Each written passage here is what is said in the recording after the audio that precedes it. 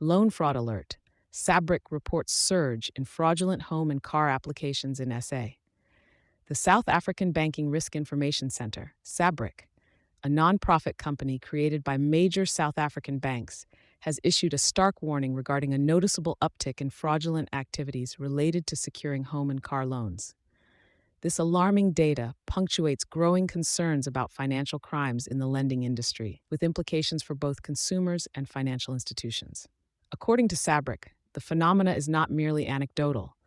Reports from financial giants including Capitec, Bidvest, Absa, Discovery Bank, FNB, and Standard Bank confirm the trend.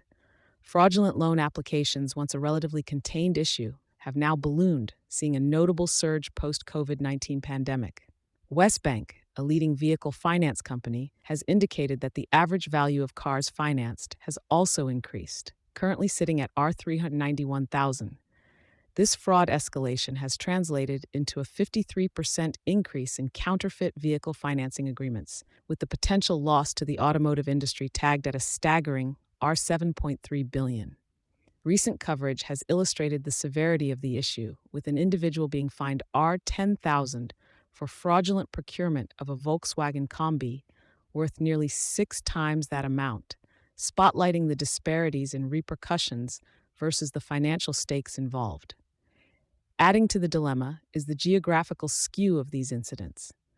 Gauteng and KwaZulu-Natal have been identified as hotbeds for such fraudulent activities, representing 38% and 24% of all cases respectively. This equates to over half of the nation's incidents, underscoring an urgent need for regional strategies to combat the fraud. Home loans, too, are in the crosshairs, with an increase of 1.6% in fraudulent activity reported.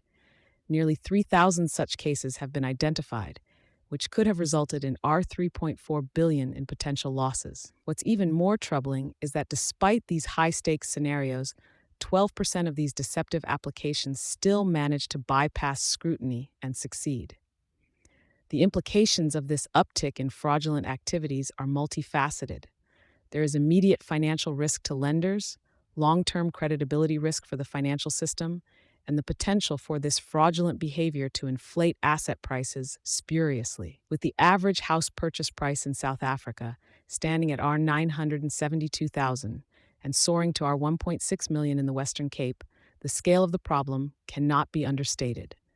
Financial institutions are actively tightening measures and employing advanced analytics to detect and prevent fraud.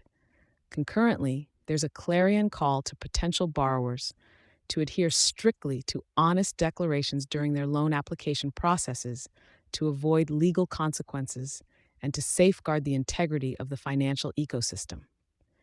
The collective role of financial institutions, government, and consumers is to ensure transparency and authenticity in the lending process.